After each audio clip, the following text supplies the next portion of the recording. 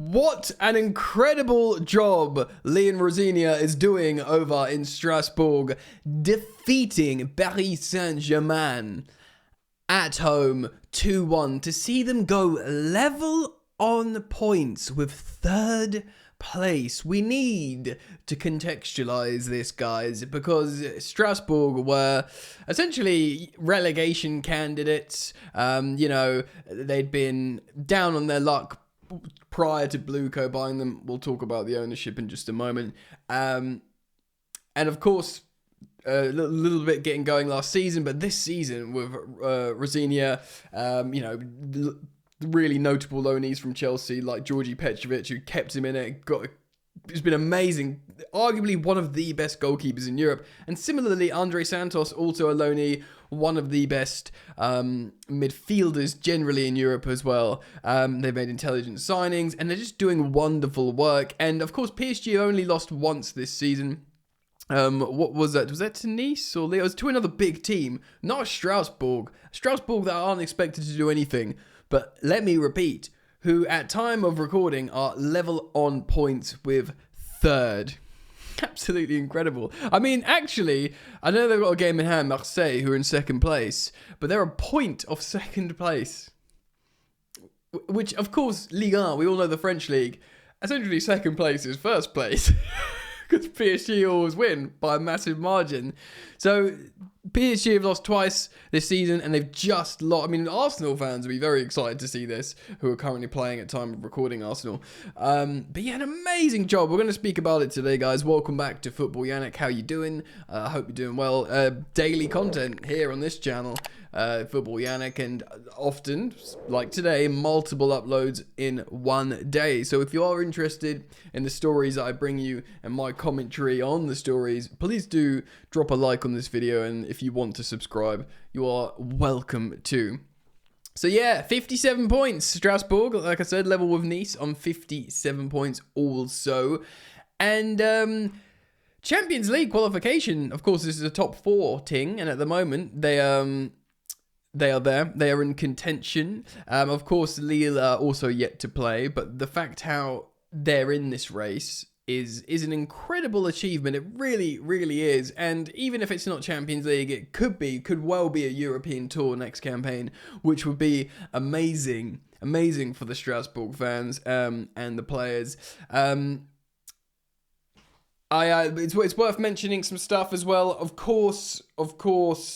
The fans are conflicted by this newfound fun and glory because, some fans of a Chelsea affiliation will be like, you should be so happy we've bought you. You've gone from financial obscurity, big financial problems to that going away because Blueco, essentially Chelsea, had purchased them. And also, you're playing great football. You've got a great young manager that we've put in place. And we're giving you players that are making you good.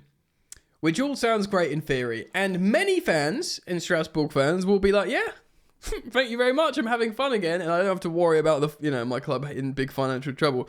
But understandably as well,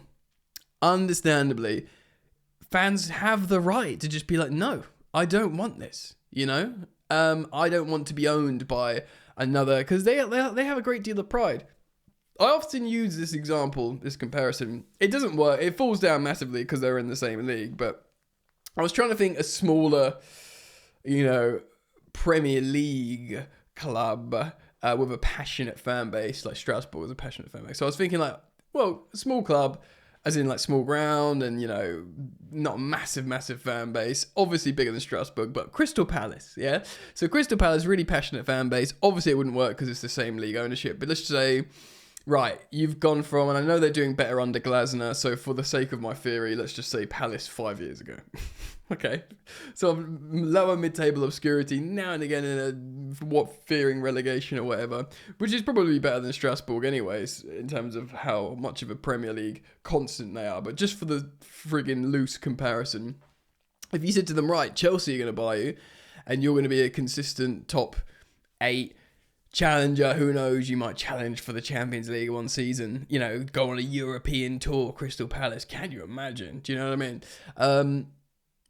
Those Palace fans, they'll be like, no, a lot of them will be like, no, I don't want to be owned by Chelsea, and essentially exist so we can make Chelsea better. Obviously, multi-club ownership isn't going away. It's growing. Like Brighton, Bournemouth, I believe, have a multi-club ownership. Of course, Man City have owned 10 clubs. This is Chelsea's first. The Man City football group. Of course, there's the Red Bull group. Yada, yada, yada. It's a big thing, and it's actually growing everywhere. Even though we didn't own Vitesse, some stuff came out since Abramovich left Chelsea that he was funding a lot of the stuff at Vitesse, unsurprisingly. Which, anyway, that's by the by. Multi-club ownership isn't going anywhere. But from just a sort of like... trying to remove the emotion, I find it fascinating. It puts the Strasbourg fans in a really tricky scenario. I kind of look at it akin to state ownership, or like, you know, say a Middle Eastern state buys a football club because they want to do, you know, sports washing, soft power play stuff. Do you know what I mean? So like, and it might be a country with no human rights, with no women's rights, that might be bombing another country. Let's say something really, really, you know, that they shouldn't pass the owners and directors test. There's a few examples around. You can fill in the gaps, yeah. Fans will be like, okay, well, if they're geopolitically informed, some of them might be like, oh god, what's happening to my club?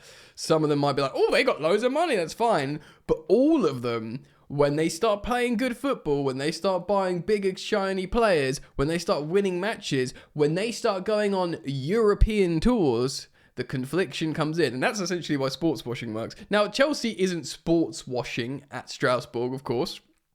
So there isn't that kind of political side to it. But there is the literal side of you exist to make us better. Now, will some Strasbourg fans get their head around that and be like, I'm sure there are some fans that are like, just won't mind. There'll be some, you know, rightly, and I'm absolutely not telling anyone how to support their club or how they view football, because I totally understand the blue co out, no matter what. You know, they could win Liga, the Champions League under blue co, and I've seen some like leaders of fan groups say I'd rather us be in the 3rd division, 4th division than be owned by Chelsea, and that's absolutely their right, and that's a fair perspective.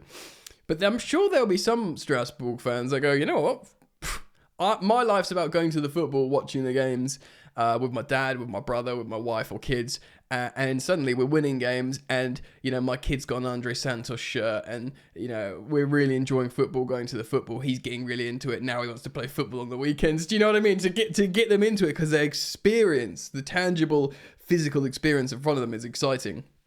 Now, so of course it's the money. They made them financially stable in terms of not breaching rules or, you know, going to the wall or anything like that.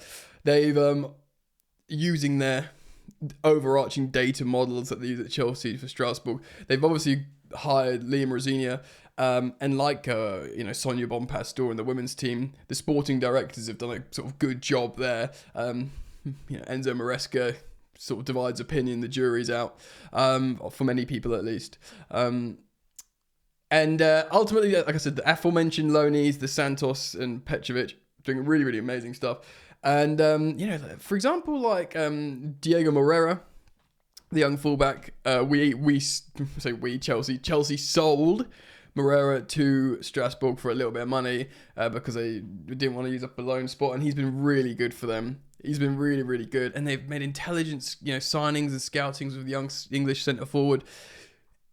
It's a really in sporting isolation, it's a really, really impressive job from the young players, the manager, and dare I say the sporting directors that put them in place, and the people from Blue Co that have built that.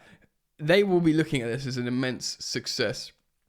Now, reports suggest, by the way, should they qualify for the Champions League, there's some sort of weird treaty in place where they suspend ownership and can't trade with them while they're both playing in the Champions League. Of course, there's that big thing. But to be honest, they could qualify for the Champions League. Chelsea couldn't, might not, rather. Chelsea might qualify for the Champions League. Strasbourg might not. And neither, they might both end up in the Europa League, which I'm sure the same treaty thing will count for that as well. It's a sensational story. Again, Liam Rosinia, really young manager himself. You know, Hull fired him, I believe. He's 40 years old, so he's a very young manager, and absolutely incredible. And to be honest, like, I know they try and make Strasbourg and Chelsea and the academy will play in a similar way, but you know, I do wonder, should Maresca get the can? I know it won't be. It will be a very again. It will be an eminently more blue co-signing to put Rosenior as Chelsea manager, because of course, you know, Abramovich would have just got the massive name in sort of thing. So I'm not saying Chelsea are going to. I mean, imagine that. Then Strasbourg fans would be even more upset. That would be the first moment. I mean, when Santos returns to Chelsea, when Petrovic returns to Chelsea, that will be their first taste of, we are only here to please Chelsea. But if they're qualified for Europe, I'm sure their mood would still be positive, and maybe eventually they'll trust the people in charge to bring in other good players that will help them continue their positive momentum. But wow, what a story, bro. Incredible. Yeah, man, let me know what you think. Thank you as always for supporting the content, for liking and subscribing. I do really appreciate that. And yeah, man, keep it locked. Peace.